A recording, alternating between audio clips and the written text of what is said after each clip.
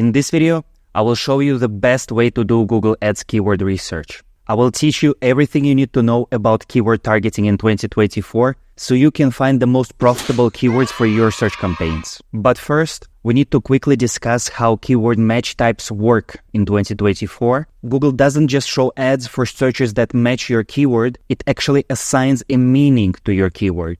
There are three primary match types: broad match, phrase match, and exact match. Under exact match, ads may show on searches that are the same meaning as your keyword. For the keyword furniture store in exact match, ads would show for searches like furniture store and home furnishing shop. For the phrase match, ads may show on searches that include the meaning of your keyword. So for the same keyword furniture store but in phrase match, ads may show for searches like cheap furniture stores, living room furniture deals, what store is the best place to find a bedroom dresser. Finally, under broad match, Google may go beyond the meaning of your keyword, and ads may show on searches that relate to your keyword or relate to the meaning of your keyword. So for the keyword furniture store in broad match, ads may show for searches like home decor or cream-colored leather sectional. Another example that Google provides is low-carb diet plan keyword in broad match would trigger searches like carb-free foods, low-carb diets, Mediterranean diet books, how to cut carbs for beginners, carb-free meals. So as you can see,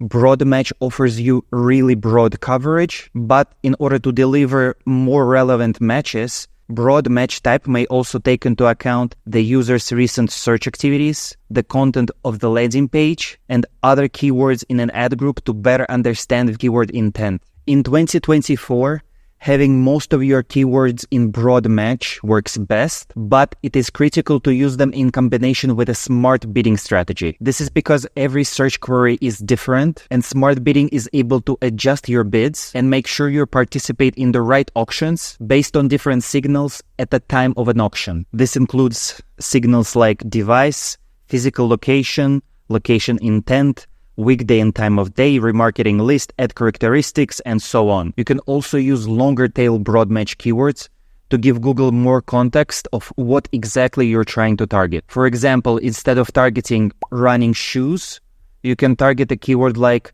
road racing running shoes, and thus giving Google a better understanding of what you're trying to target. Google actually shared a couple of case studies in which broad match with smart bidding led to a 20% increase in conversions in one case and revenue growth of 112% year over year, with 1/3 of that revenue generated by broad match keywords. Another tip is not to use very similar keywords like red car or car red, as only one keyword will enter the auction. Now, with all this in mind, here's how I would conduct keyword research with a keyword planner, which is a free tool from Google. It is available in your Google Ads account under Tools, Planning, Keyword Planner, or you can just type Keyword Planner in the search bar. Once you are in the Keyword Planner, click Discover New Keywords. Start by entering up to 10 keywords related to your product or service. Select the countries where you plan to advertise and enter your URL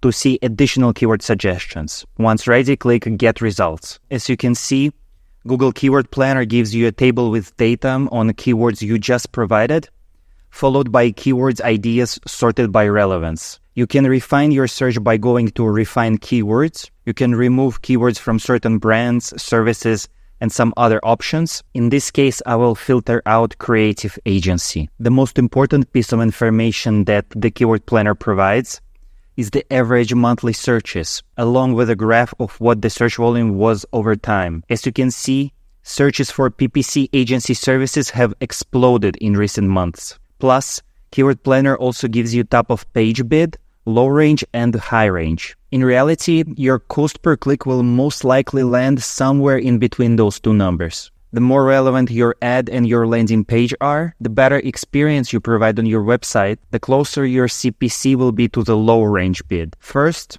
check the average monthly searches of the keywords you provided, as well as their bids. In this example, I would exclude PPC agency services because it's too expensive, despite its recent growth. And I would also exclude Meta Ads Management because of its low average monthly search volume. As a rule of thumb, Unless you have no other option, I don't recommend targeting keywords with a monthly search volume of less than 50. In most cases, your ads won't even serve for such low volume keyword. Then scroll down the list sorted by relevance and choose the keywords that you want to target. Look for keywords that are relevant to what you're selling and prioritize higher volume and cheaper keywords. Another critical thing that you need to know when choosing your keywords is that you need to choose keywords with high purchase intent, also known as transactional keywords. I recommend not targeting people who are higher in the funnel. These are people with commercial, informational, and navigational search intents. This includes the keywords that imply that the user is investigating,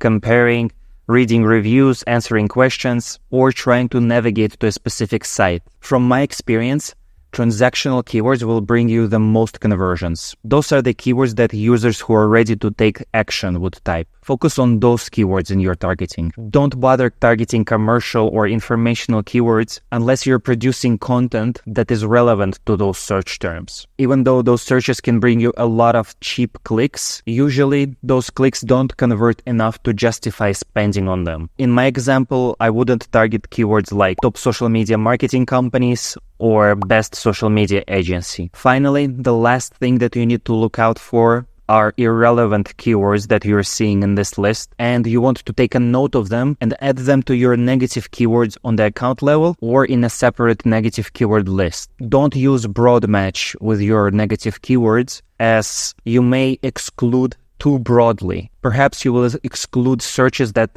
might have brought you good results. For me, I would use negative keywords like social media management, social media content in exact match, and I would also add free as a phrase match to the negative keywords as well. Once you've selected the keywords that you find relevant, click Add Keywords to create plan. You can export your keywords to CSV or Sheets, and you can also explore the forecasts that Google Ads provides. You can give it different daily budgets and estimate how many conversions, clicks, and impressions you might get. From my experience, this forecast is extremely inaccurate when it comes to conversions and clicks, but I think it gives you a good rough estimate of how many impressions you're going to get for your budget. With your keyword list and negative keyword list prepared, you're now ready to start building your campaign. I recommend grouping your keywords by theme into ad groups and making relevant ads and landing pages for each ad group. In my example, I would go with the following structure. I would make a single search campaign titled Search Paid Services. My ad groups would be